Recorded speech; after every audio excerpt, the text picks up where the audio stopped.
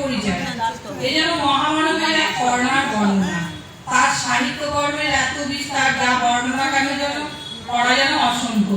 তবুও আমি এখানে তার অসীম জীবনধারার সামান্য কিছু সংক্ষিপ্ত আকারে বর্ণনা দেওয়ার চেষ্টা করছি।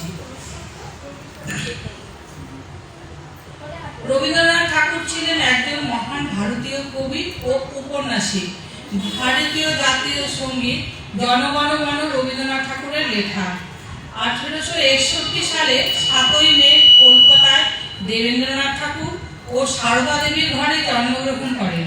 তার পরিবার ছিল বাংলার সাংস্কৃতিক, সামাজিক নেতা এবং বুদ্ধিজীবীদের একটি সম্মানিত পরিবার। তিনি স্কুলে পড়া পছন্দ করতেন না বলে বিভিন্ন শিক্ষকদের দ্বারা বাড়িতেই প্রাথমিক শিক্ষা অর্জন করেছিলেন। উচ্চ শিক্ষার জন্য তিনি লন্ডনে গিয়েছিলেন, কিন্তু শ্রেণীকক্ষে পাঠদান অপছন্দের কারণে 1 বছর পরেই ভারতে ফিরে আসেন। তিনি 1883 সালে মৃণালিনী দেবীর সাথে গাঁটছড়া বাঁধেন এবং তার 5টি সন্তান ছিল। তিনি 1913 সালে সাহিত্যের জন্য নোবেল পুরস্কার পাওয়া প্রথম ভারতীয় এবং এশীয় হিসাবে বিবৃতি হন।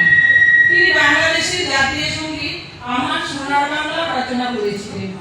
মহাত্মা গান্ধীর জাতীয় পিতাকে মহাত্মা উপাধি দিয়েছিলেন রবীন্দ্রনাথ ঠাকুর।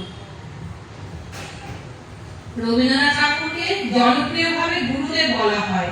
তিনি একজন মহা দার্শনিক, দেশপ্রেমিক, সুরাকার, সমাজ সংস্কার লেখক হিসাবে বিবেচিত হন। 7ই মে তার জন্মদিন সারা দেশে রবীন্দ্রনাথ ঠাকুরের জয়ন্তী হিসাবে পালিত হয়। তিনি ভারত এবং বিশ্বের 20 শতকে বহু প্রভাববান শিল্পী হিসাবে বিবেচিত। তাকে চাকরের দ্বারা লালন পালন করা হয়েছিল, কারণ তার মা মারা গিয়েছিলেন যখন তিনি খুব ছোট ছিলেন। কবিতার প্রতি তার প্রবল আগ্রহ ছিল এবং 8 বছর বয়সে লেখালেখি শুরু করেন। তিনি 1918 সালে 24শে ডিসেম্বর শান্তিনিকেতনের বিশ্বভারতী বিশ্ববিদ্যালয় প্রতিষ্ঠা করেন। তিনি চেয়েছিলেন একটি নতুন ধরনের বিশ্ববিদ্যালয় হতে, যা ভারতে এবং বিশ্বের মধ্যে একটি সংযোগকারী লিঙ্ক হবে। বহুমুখী এই শিল্পী 80 বছর বয়সে 1941 সালে 7ই আগস্ট শেষ নিঃশ্বাস ত্যাগ করেন। ধন্যবাদ।